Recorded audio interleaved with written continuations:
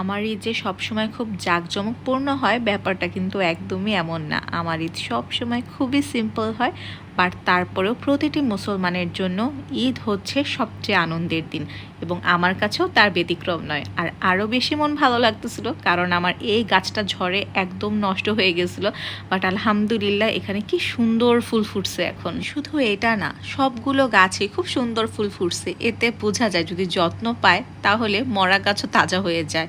আর সবচেয়ে বেশি ভালো লাগছে এই ডায়ান্থাস গাছটার জন্য, কারণ এই ডায়ান্থাস গাছটা একদম মরে গেছিল। চাচ্ছিলাম যে এটার মধ্যে নতুন অন্য গাছ লাগবো, বাট এখন দেখি এখানেও ছোট ছোট ফুল ফুটছে। সকালে উঠেই আমরা প্রথমেই কুরবানি দেখতে গেলাম, আর সাউন্ডটা ছিল আওয়াইশা ছোটবেলা থেকে এগুলো শিখুক, মনে সাহস জাগুক এবং কুরবানির যে আসল মর্ম তাও বুঝুক। এই ক্লিপটা একদম ভোরবেলার। আমি ভোর 6টা বাজে উঠেই খিচুড়ি রান্না করতে বসছি। আম্মুর বাসায় সকালবেলা ঈদের দিন খিচুড়ি, ডিম ভুনা আর হাঁসের মাংস খাওয়া হয়, আর দুপুরবেলা রাতের বেলা পোলাও খাওয়া হয়। তো এই ট্র্যাডিশনটা আমি এখানেও ফলো করার ট্রাই করতেছি। পোলাও চাল দিয়ে খিচুড়ি রান্না করতেছিলাম, আর এতগুলো খিচুড়ি রান্না করতে খুবই কষ্ট হইতেছিল। আর এটা ছিল ঈদের দিন আমাদের আয়োজন, পুডিং, তারপর ফিরনি, ডিম ভুনা, খিচুড়ি রান্না করতে গিয়ে একটা ঘটনা করছে, আমার হাতে গরম পানি পড়ে গেছিলো এবং পরে আসলে ঝামেলা হয়ে যাওয়াতে খিচুড়িটা তো ঝরঝরা হয়নি।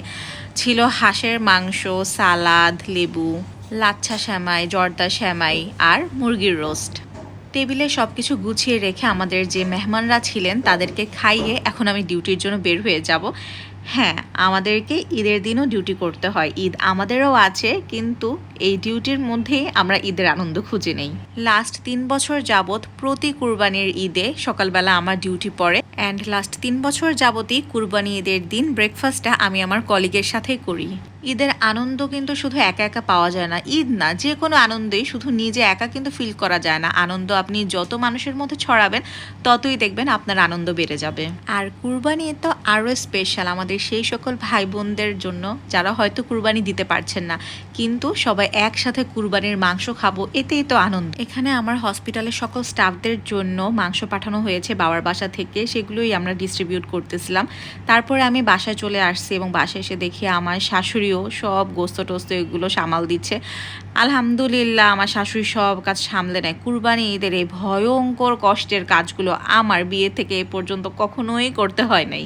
আর কুরবানির ঈদে পোলাও দিয়ে একদম সদ্য নামানো কুরবানির গোশত রান্না করে সে গোশত খাওয়ার যে একটা মজা, সেটা আসলে অন্য কোনো গোশতের মধ্যে নাই। এবং মার এই কুরবানির গরুর মাংস রান্নাটা এত মজা ছিল, জাস্ট অসাম। মানে আমি মনে হয় লাইফে সেকেন্ড টাইম এত মজা বাসায় রান্না করা গরুর মাংস খাইছি।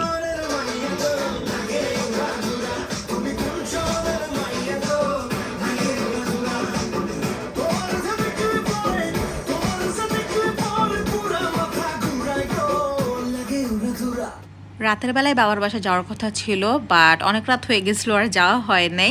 তাই রাতের বেলা একদম বাপ বেটি মিলে কি যে মজা করতেছে, আর আমি ওয়েট করতেছিলাম সকালবেলার যে কখন সকাল হবে আর আমি বাবার বাসায় বের হব।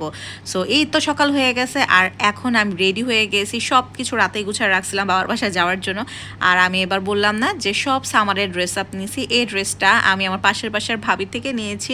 ভাবির পেজের নাম হচ্ছে আদ্রিতা ফ্যাশন হাউস। খুবই কমফোর্টেবল এবং খুবই রিজনেবল প্রাইসে এই জয়পুরি সেটগুলো পাওয়া যায়। আমরা কোথাও যাওয়া মানে দুনিয়ার যত গাট্টি বস্তা আছে সব কিছু গুছাই নিয়ে যাই। আর আবাইশা গতকাল রাত থেকে যখন শুনছে নানা বাসায় যাব, সে শুধু নানা নানা নানা নানা করতেছে, এত খুশি সে।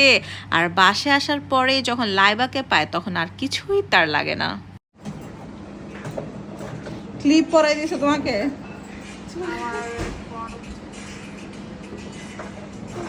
আর জায়গা নাই মাথায়।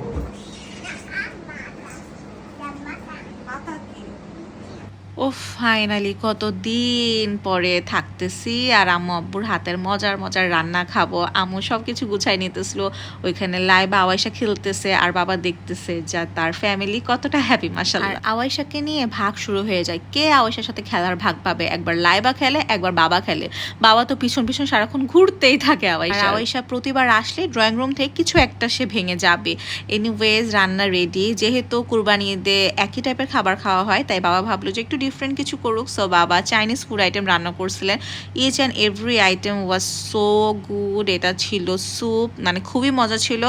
বাট এই যে একটা সেট মেনুর মতো বাবা বানাইছে, ফ্রাইড রাইস, ভেজিটেবল আর চিকেন, মানে অসাম টেস্ট ছিল। শাওন অনেক মজা না?